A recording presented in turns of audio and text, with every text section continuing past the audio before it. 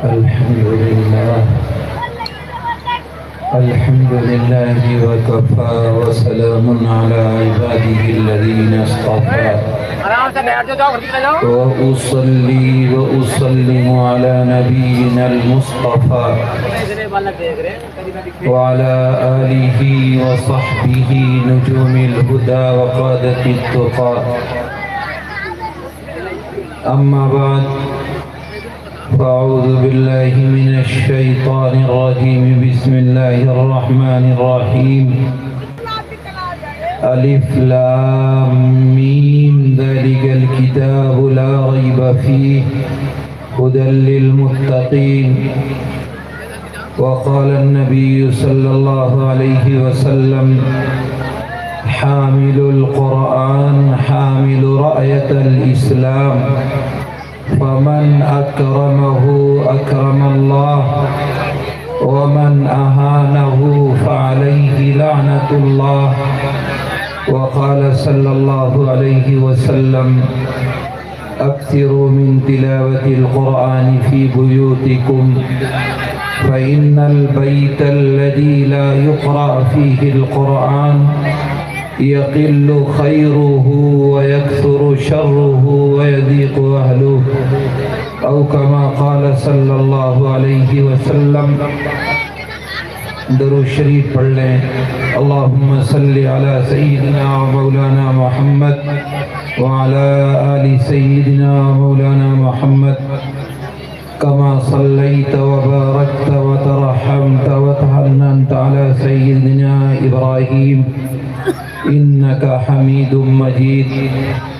قابل قدر علماء کرام، مخدوم مکرم، ہم سب کے بڑے حضرت اقدس مفتی عبدالرحمن صاحب دامت برکاتہم العالیہ، اسٹیج پر رونق افروز تمام علماء کرام، بہت ہی معزز سامعین اعظام، میرے محترم بزرگوں اور دوستوں، جلسے کا آغاز تقریباً ہو چکا ہے اور قاری امین صاحب کا حکم بھی ہے کہ 11 بجے جلسہ ختم بھی ہونا ہے۔ ابھی بہت سارے مقررین تشریف فرما ہیں، کچھ آنے والے ہیں، اس لیے 10-15 منٹ میں جو اللہ خیر کی بات کہلوائے دعا کریں کہ ہم سب اسے سنیں، کہیں اور پھر اس پر عمل پیرا ہونے کی اللہ ہمیں توفیق عطا فرمائے۔ محترم بزرگوں اور دوستوں، آج کی مجلس کی نسبت ایسی عظیم ہے کہ اگر اس مجلس سے جس کو جوڑ دیا جائے وہ قابل احترام بن جایا کرتا ہے۔ یہ نظام جو آپ کے سامنے ہے یہ اس عظیم الشان اجلاس کا جز ہے جہاں آج ان خوش قسمت بچوں کے سروں پر دستار رکھی جائے گی جن کے والدین نے انہیں محنت کر کے جستجو کر کے ان اکابر کے حوالے کیا، ان مدرسوں میں داخل کیا۔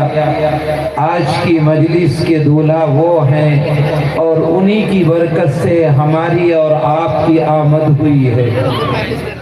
اور یہ کتاب وہ کتاب مقدس ہے کہ جو بھی اس سے رشتہ جوڑ لے، جس کا رشتہ جڑ جائے وہ قابل احترام ہو جایا کرتا ہے۔ لکڑی سے اس کا رشتہ جوڑ دو، رحل بنا دو تو رحل قابل احترام بن جاتی ہے، تپائی بنا دو وہ قابل احترام ہے۔ اگر اس کے پھٹے پرانے کپڑے کو جزدان بنا دو تو وہ قابل احترام ہے۔ جس کاغذ پر قرآن لکھ دو کاغذ قابل احترام ہے۔ جس دفتی کو قرآن کے ساتھ جوڑ دو، ادھر ادھر لگا دو، ان علماء مفتیان یہ قابل احترام علماء سے آپ دریافت کریں گے مسئلہ تو یہ بتائیں گے وہ دفتی جو پیروں کے تلے آئے تو کچل کے چلے جاؤ، گھر میں سامان سامان لایا جائے تو اس کو سامان نکالنے کے بعد ڈسٹ بین اور کوڑے دان کے حوالے کر دیا جائے، لیکن وہی دفتی اگر قرآن کے ساتھ جوڑ دو اور قرآن کے ساتھ اس کی نسبت لگ جائے تو یہ علماء کہتے ہیں کہ بغیر وضو اس دفتی کو بھی چھونا ناجائز بن جاتا ہے۔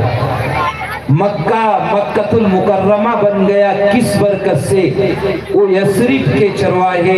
جن کا نام یثرب تھا مدینۃ المنورہ اسی قرآن کی نسبت سے ہوا۔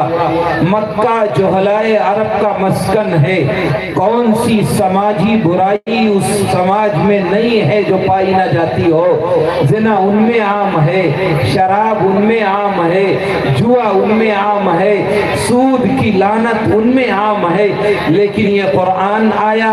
نبی کریم علیہ السلام 40 سالہ مقدس زندگی گزار کر کے آپ اس غار حرا میں تشریف لے گئے، جبریل امین حاضر ہوئے، آپ نے سلام کیا، سینے سے لگایا اور فرمایا اقرا پڑھیے۔ آپ نے سادہ سا جواب دیا ما انا بقاری، میں تو پڑھا ہوا نہیں ہوں۔ دوبارہ سینے سے لگایا، ذرا زور سے دبایا اور فرمایا اقرا پڑھیے۔ آپ نے پھر وہی جواب دیا ما انا بقاری، میں تو پڑھا ہوا نہیں ہوں۔ تیسری مرتبہ سینے سے لگایا، ذرا زور سے دبایا۔ آقا فرماتے ہیں ایسا محسوس ہو رہا تھا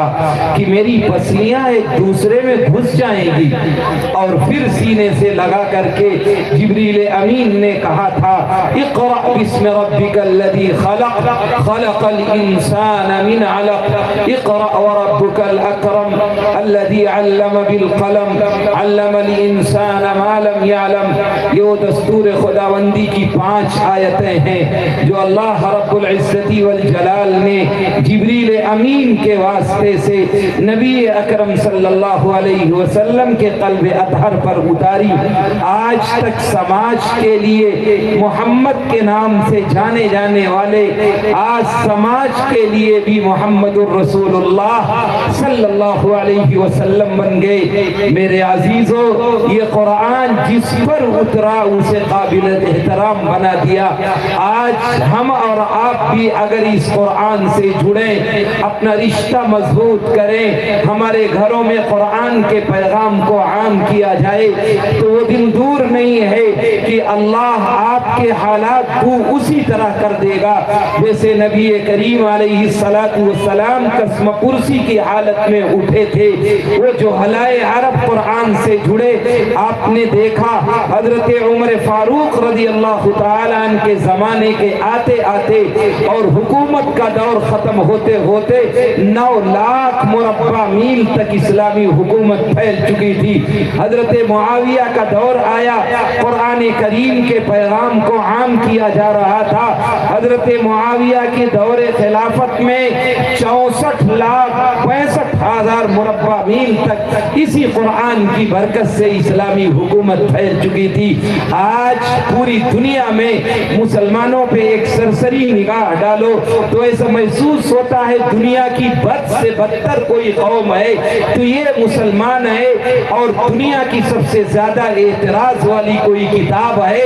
جسے کوئی بھی معمولی آدمی جس کی کوئی بھی حیثیت نہ ہو، 2 پیسے کا آدمی بھی قرآن کے اوپر اعتراض کر دیتا ہے۔ میرے عزیزو، یہ دکھ کا مقام ہے کہ آپ نے قرآن چھوڑا تو غیروں کی نگاہیں اٹھنے لگی۔ جب تک آپ قرآن پر عمل پیرا تھے، آپ کی زندگیوں میں قرآن تھا، شریعت پر عمل کرنا میرا مشن تھا، نبی کی غلامی میرا محبوب مشغلہ تھا، تب تک صورتحال یہ تھی کہ لوگ آپ کی تہذیب کو اپنانا اپنے لیے باعث فخر سمجھتے تھے، اپنے بچوں کو آپ سے مہذب بنانا ان کا محبوب مشغلہ تھا۔ آج اگر اس مجمع پہ نگاہ ڈالی جائے، ان علماء اور حفاظ کو چھوڑ دیا جائے تو قرآن پاک پڑھنے والوں کا پرسنٹیج 95% وہ ہیں جو قرآن نہیں پڑھے ہوئے ہیں، اور جو 5% ہیں ان میں سے 3% وہ ہیں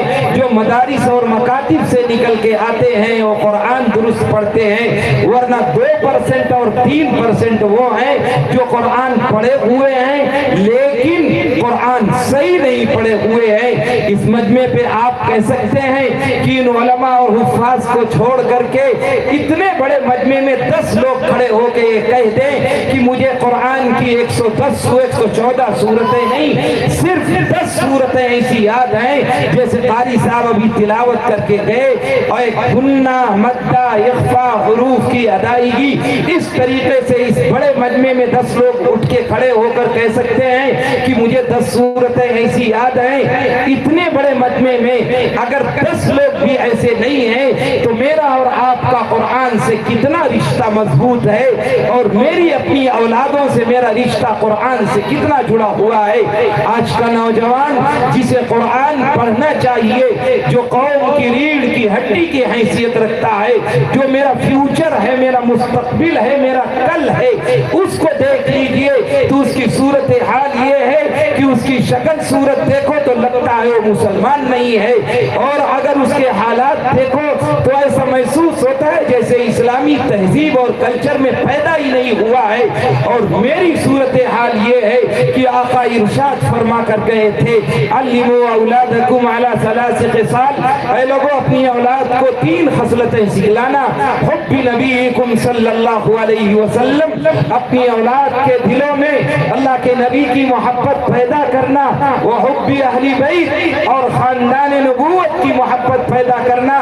ذرا اپنے نوجوانوں کے دل میں ہاتھ ڈال کر کے دیکھیے، گریبان میں جھانک کر کے دیکھیے کہ کیا میرا نوجوان بچہ اسے اللہ کے نبی کے خاندان کا نام یاد ہے؟ آپ صلی اللہ تعالی علیہ وسلم کے رشتہ داروں کا، قبیلے کا، اولاد کا، بیٹیوں کا، بیٹوں کا نام پتا ہے، لیکن اگر اسے کسی کرکٹر کا نام پوچھ لو، کسی ایکٹر کا نام پوچھ لو، کسی آوارہ کا نام پوچھ لو تو اسے سب کچھ یاد ہے۔ یہ ان کی کمی نہیں ہے، میں والدین سے مخاطب ہوں اور گارجین سے، جن سے کل اللہ پوچھے گا کلکم رائن و کلکم مسئول عن رعیتہ، کیا آپ نے اپنی اولادوں کو قرآن پڑھایا، نبی کے ساتھ جوڑا، آقا کے ساتھ میرا رشتہ مضبوط کیا؟ اگر نہیں کیا ہے تو قرآن چیخ کر کے کہتا ہے قالوا ربنا انا اطعنا سادتنا وکبراءنا فاضلونا السبیل۔ کل قیامت کے دن آپ کی اولاد کھڑی ہوگی جس کے لیے آپ نے حرام اور حلال کی تمیز مٹا دی، جس کے لیے آپ نے سود لینا شروع کر دیا، جس کے لیے حرام کمائی کو آپ نے اپنا جتن بنایا، اپنا مشن بنایا، جس کے لیے آپ کھیتی باڑی، گھر بار، شادی بیاہ ہر چیز کر کے گئے، وہی سگی اولاد کھڑی ہوگی اور کہے گی میرے مالک، میرے اللہ، یہ میرے ابا ہیں، یہ میرے دادا ہیں، یہ میرے پردادا ہیں۔ قالوا ربنا انا اطعنا سادتنا وکبراءنا، اے اللہ میں نے اپنے بڑوں کی کہی مانی، میں نے اپنے باپ کی مانی، اپنے دادا کی مانی، فاضلونا السبیل، انہوں نے مجھے گمراہ کیا ہے، انہوں نے مجھے راستے سے بھٹکایا ہے، انہوں نے مجھے اسلامی راستہ نہیں دکھایا، انہوں نے نبی کا طریقہ نہیں بتایا، انہوں نے قرآن نہیں پڑھایا، انہوں نے شریعت نہیں بتائی، فاضلونا السبیل۔ اے اللہ میں مجرم نہیں ہوں، میرا باپ مجرم ہے، میرے گارجین مجرم ہے، میرا خاندان مجرم ہے، میرا قبیلہ مجرم ہے، میں مجرم نہیں ہوں۔ ربنا آتِهِمْ ضِعْفَيْنِ مِنَ الْعَذَابِ، اے اللہ انہیں ڈبل سزا دینا، یہ سنگل سزا کے مستحق نہیں ہے۔ تو اپنی اولاد کے سامنے کیا کہو گے کہ مجھے بیٹے موقع نہیں ملا تمہیں پڑھانے کا، مجھے شریعت بتانے کا موقع نہیں ملا تھا، دنیا بھی گئی تھی اور آخرت بھی چلی جائے گی۔ اس لیے میرے عزیزوں ان سے، اس مجلس سے، اس مجلس کی برکت سے کم عبرت حاصل کر کے جاؤ کہ حرام کو ایک طرف رکھو، حلال کو اپنانے کی کوشش کرو، قرآن سے رشتے کو مضبوط کرو۔ اگر آپ نے نہیں پڑھا ہے تو آپ بھی پڑھیے، اور اگر آپ کی اولاد نے نہیں پڑھا ہے تو اتنا قرآن پڑھانا، یہ علماء کی موجودگی میں میں کہہ رہا ہوں، اتنا قرآن پڑھانا تو فرض ہے جس سے نماز درست ہو جائے، اللہ کے سامنے کھڑا ہونا آ جائے، شریعت پہ چلنا آ جائے، اتنی چیزیں جاننا تو فرض ہے جس سے حرام اور حلال کی تمیز ہو جائے۔ کم سے کم کم یہ تو فرق کر لو، یہ حفاظ جن کے سروں پہ آج دستار باندھی جائے گی، کل قیامت کا دن ہوگا، میدان محشر ہوگا، یہ چند لوگوں کے سامنے آج دستار باندھی جائے گی۔ اللہ قرآن کا کیا احساس دے گا، قرآن والوں کے ساتھ کیا معاملہ فرمائے گا؟ یجیء القرآن یوم القیامہ شفیعا لاصحابی، یہ قرآن قیامت کے دن آئے گا اور سفارشی بن کر کے آئے گا اور اللہ کے سامنے کھڑا ہوگا۔ کب؟ جب کوئی کسی کا پرسان حال نہیں ہوگا، حالات ناگفتہ بیگ ہوں گے، ہر ایک کو نفسا نفسی کا عالم ہوگا۔ قرآن اس منظر کو کھینچتا ہے، یوم یفر المرء من اخیہ وامہ وابیہ وصاحبتہ وبنیہ لکل امرئ منہم یومئذ شأن یغنیہ، وہ منظر نامہ ہوگا جہاں ہر ایک کو نفسا نفسی کا عالم ہوگا، اپنی اپنی پڑی ہوگی، کوئی کسی کا پرسان حال نہیں ہوگا۔ ایسے میں قرآن اللہ کے سامنے کھڑے ہوگا اور کہے گا اے میرے رب یہ قرآن والے ہیں، یہ قرآن پڑھنے والے ہیں، یہ حافظ قرآن ہیں، عالم قرآن ہیں، یہ قاری قرآن ہیں، اے اللہ ان کا مرتبہ بڑھا دیجئے، اے میرے اللہ ان کو احساس دیجئے، یا ربی زدہ، اے میرے رب ان کی شان میں اضافہ کر دیجئے۔ اللہ قرآن کی سفارش کو قبول کرے گا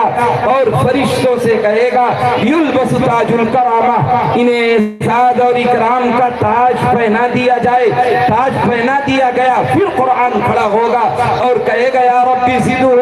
اے میرے رب ان کی شان میں اور اضافہ کر دیجئے، انہیں اور پروٹوکول دے دیجئے، ان کا اعزاز اور اکرام بڑھا دیجئے۔ پھر قرآن کے کہنے پر اللہ فرشتوں سے کہے گا یلبس لباس الکرامہ، انہیں اعزاز اور اکرام کی پوشاک پہنا دیا جائے، انہیں اعزاز اور اکرام کا لباس زیب تن کر دیا جائے، لباس بھی پہنا دیا گیا، اعزاز کے ساتھ تاج بھی رکھ دیا گیا۔ ابھی قرآن پھر کھڑا ہوگا اور کہے گا میرے مالک آپ نے تاج پہنا دیا، آپ نے لباس اعزاز کا پہنا دیا، اے اللہ ایک درخواست اور ہے آپ سے، آپ اسی میں شرف قبول عطا فرما دیجئے۔ اللہ کے سامنے قرآن کہے گا اے اللہ ان سے اپنی رضا اور رضوان کا اعلان کر دیجئے، اپنی خوشنودی کو اس مجمع کے سامنے بتا دیجئے کہ میں قرآن والوں سے راضی ہوں، خوش ہوں، تو فیرضا عنہ، اللہ کی طرف سے رضامندی کا اعلان ہوگا اور پھر اللہ خوش ہو کر کے کہے گا اقرأ ورقہ، تو قرآن پڑھتا جا اور جنت کی سیڑھیوں پر چڑھتا جا۔ یہ قرآن والے ہیں جن کے اعزاز اور اکرام کے ساتھ یہ صورتحال ہے کہ اگر مسجد کا امام ہے تو سب سے بدتر آدمی محلے کا جو ہوگا وہ بھی امام پر تانا زنی کرتا ہے، وہ بھی امام پہ تنقیدیں کرتا ہے، حالانکہ یہ ہمارے پیشوا تھے، قرآن والے تھے، ہمارے ایسے لوگ تھے جن کی عزت اور اعزاز اور اکرام کیا جائے، لیکن میری صورتحال دن بدن قرآن اور قرآن والوں سے دور ہوتی جا رہی ہے۔ آقا نے فرمایا اکرموا حملۃ القرآن، اے لوگوں قرآن والوں کا اعزاز اور اکرام کیا کرو، ان کا احترام کیا کرو، فمن اکرمہ اکرم اللہ، جس نے ان کا اعزاز کیا، ان کا اکرام کیا، ان کا احترام کیا، اس نے اللہ کا اعزاز اور اکرام کیا۔ ومن اہانہ فعلیہ لعنۃ اللہ، جس نے ان کی توہین کی، ان علماء قراء حفاظ شان میں گستاخی کی، فعلیہ لعنۃ اللہ، اس پر اللہ کی لعنت ہو، اللہ کا غضب ہو، اللہ کی پھٹکار ہو۔ دوسری روایت میں آقا فرماتے ہیں کہ اکرموا حملۃ القرآن فمن اکرمہم اکرمنی، اے لوگوں قرآن والوں کا اعزاز اور اکرام کیا کرو، جس نے ان کا احساس کیا فقد اکرمنی، آقا فرماتے ہیں اس نے میرا احساس کیا، میرا اکرام کیا۔ ایک طرف یہ حال ہے اور دوسری طرف میرا یہ حال ہے کہ قرآن سے اتنا دور ہے،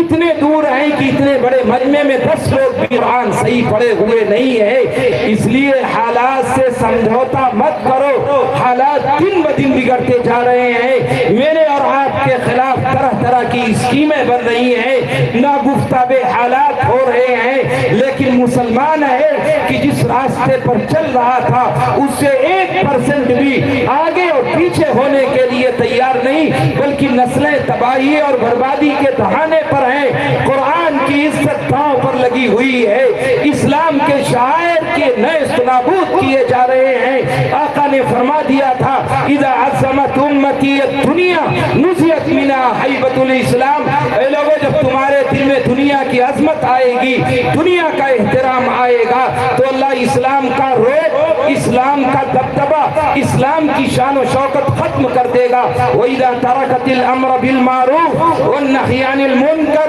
حَرُمَتْ بَرَكَةُ الْوَحْيِ۔ آقا نے فرمایا تھا جب تمہارے یہاں اچھائی اور برائی کی تمیز ختم ہو جائے گی، حالات ناگفتہ بے ہو جائیں گے، تم اچھائیوں کا حکم کرنا چھوڑ دو گے، برائیوں سے روکنا چھوڑ دو گے، حرمت برکت الوحی، تو اللہ قرآن اور حدیث کی برکت اٹھا لے گا۔ وَإِذَا تَسَابَتْ أُمَّتِي سَقَطَتْ فِي عَيْنِ اللَّهِ، جب آپس میں گالم گلوچ کرنے لگو گے، ایک دوسرے کو برا بھلا کہنے لگو گے، عیب جوئی کرنے لگو گے، تو اللہ کی نگاہ میں یہ امت جو اللہ کے محبوب کی امت ہے اللہ کی نگاہوں میں گر جائے گی۔ اس لیے میرے عزیزوں اپنے حالات بدلنے کی فکر کرو۔ یہ جلسے، یہ جلوس، یہ محفلیں، یہ قرآن کی عظمت کے نمونے ہمارے اور آپ کے سامنے اس لیے نہیں پیش کیے جاتے کہ یہاں آؤ اور سنو اور دامن جھاڑ کے چلے جاؤ، کہ مدرسے کے ذمہ دار جانے، قاری عبدالحفیظ جانے،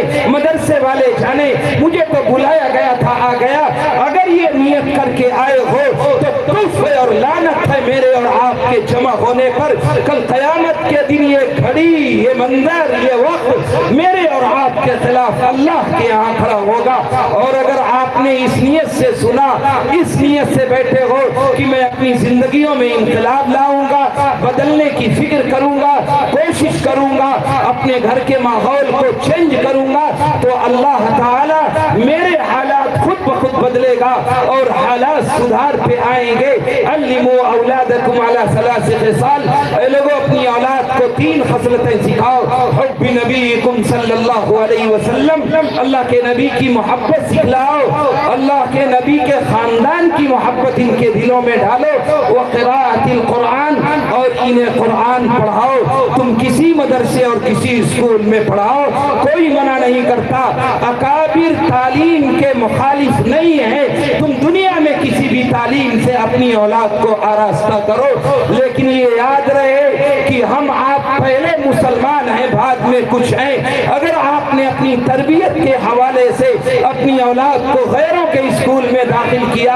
اور انہیں اسلام کے بجائے دوسرے شاعر سکھلائے، انہیں دوسروں کی تہذیب بتلائی، انہیں دوسروں کا کلچر اپنایا، اور وہ بڑے ہو کر کے آپ کے مخالف ہوں تو آپ کہیں میری اولاد نافرمان ہے۔ جب آپ نے انہیں اس کام کے لیے سکھایا ہے تو نافرمان ہی بنے گی۔ بنگلور کے ایک بڑے ٹاپ 10 کے انجینئر کا واقعہ ہے کہ باپ نے گھر بیچ کے انجینئر بنایا اور دوسرے ملک میں بہت بڑے انجینئر بنے۔ حالت یہ ہوئی کہ باپ کا انتقال ہوا، جنازہ رکھا گیا، دوسرے ملک سے انجینئر صاحب آئے اور جنازے کے سامنے کھڑے رہے، باپ کے جنازے میں شریک نہیں ہوئے۔ کسی نے پوچھ لیا، ابا جی کا جنازہ تھا، آخری نماز تھی ان کی، ان کے لیے دعائے مغفرت کے لیے صف میں کھڑے ہو جاتے، تو عجیب باپ کے اس جنازے پر بیٹے نے جواب دیا، کہنے لگا شوز اتارنے پڑتے، جوتے اتارنے پڑتے۔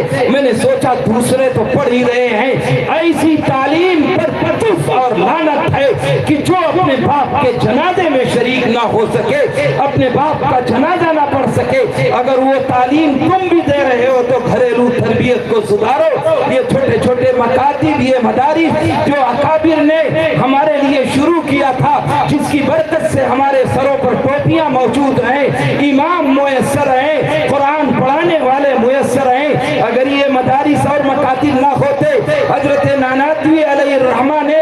اس وقت مدرسے کی بنیاد نہ ڈالی ہوتی جب دہلی میں 1000 مدرسوں کو بلڈوز کر دیا گیا تھا، ولیہ سلطنت کا چراغ گل ہو رہا تھا، حالات ناگفتہ بے تھے، اس وقت اللہ ان کی قبروں کو منور فرمائے، انہیں کروٹ करोड़ अकाबिर को रूह को चैन और सुकून अता फरमाए, उस वक्त खड़े हुए थे जब ईसाइयों ने कहा था इन नस्लों को मैं ईसाई बना दूंगा, फ्री में तालीम दूंगा, फ्री में पढ़ाऊंगा, फ्री में नौकरी दूंगा, लेकिन तुम्हारे ईमान को सल्ब कर लूंगा, ईसाई और यहूदी बना दूंगा। उस वक्त हजरत नानातवी खड़े हुए थे और कहा था कि तू फ्री में तालीम देगा, मैं भी फ्री में तालीम दूंगा, इस कौम से एक एक रुपए चंदा मांगूंगा, एक एक आने चंदा मांगूंगा और कौम से कहूंगा कि तुम मुझे एक आना दो, मैं तुम्हारी नस्लों के ईमान की हिफाजत करूंगा, इन्हें फ्री में तालीम दूंगा, इन्हें फ्री में हॉस्टल दूंगा,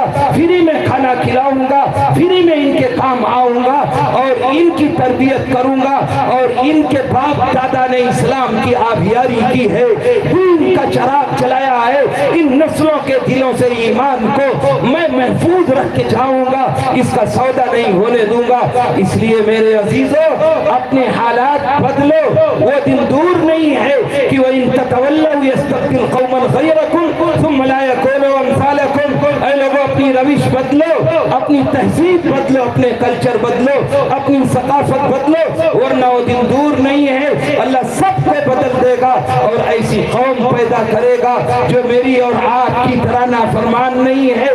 कहीं भी तुम्हारी हिफाजत की जिम्मेदारी अल्लाह ने नहीं ली है, अल्लाह ने ली है हिफाजत की जिम्मेदारी जब आप कुरान के मुहाफिज रहेंगे, हदीस के मुहाफिज रहेंगे, शरीयत इस्लामिया के पासबान रहेंगे, और अगर इन सब को छोड़ेंगे तो अल्लाह हम सबको तहस नहस कर देगा। इज़ा ज़हबा सिद्क़ व रुफ़ियतिल अमाना वस्तुख़िफ़ फ़िस सलाह व ज़हरल लिवाततु वज़्ज़िना व तशब्बह रिजालु बिन्निसा फ़लियंतज़िरू अमरल्लाहि या इबादल्लाह। जब सच्चाई का जनाजा निकल जाए, जब अमानत में खयानत होने लगे, जब मस्जिदों में ढील दी जाने लगे, जब ज़िना और लिवातत आम हो जाए, जब हराम आम हो जाए, फ़लियंतज़िरू अमरल्लाहि या इबादल्लाह। ऐ लोगों,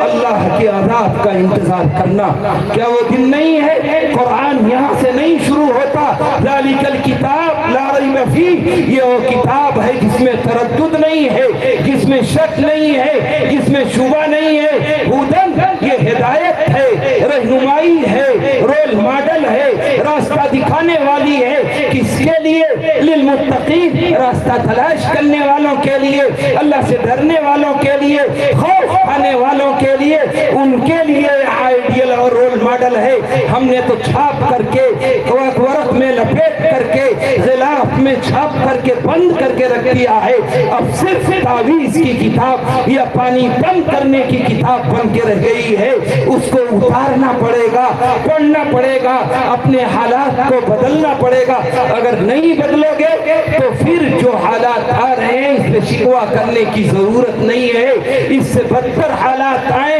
कहीं ऐसा ना हो कि मेरे सामने मेरी नस्लों की तबाही का ऐलान हो और इनसे पर्दे छीन लिए जाएं, इनसे इस्लाम छीन लिया जाए, दोबारा मस्जिदों में ताले लगा दिए जाएं, नमाज पढ़ने पर पाबंदी लगा दी जाए, कुरान घर पे रखने पर पाबंदी लगा दी जाए। उससे पहले तुम अपने हालात बदलो और अपनी जिंदगियों में इंकलाब लाओ, घरों में तिलावत का माहौल पैदा करो, कुरान से जुड़ो, इससे रिश्ता मजबूत करो, इन मदारिस और मकातिब की कद्र करो। मैंने एक हदीस पढ़ी थी, अक्सिरू मिन तिलावतिल कुरानी फी बुयूतिकुम। ऐ लोगों, अपने घरों में तिलावत को कसरत से किया करो। फ़इन्नल बैतल्लज़ी ला युक़रा फ़ीहिल कुरान, जिस घर में कुरान नहीं पढ़ा जाता है उस घर में 3 नहुसतें आती हैं। यक़िल्लु खैरुहु, दिन ब दिन उस घर में खैर व बरकत कम होती रहती है। व यक्सुरु शर्रुहु, दिन ब दिन उस घर में आफतें, बलाएं, मुसीबतें बढ़ती रहती हैं। व यदीक़ु अहलुहु, और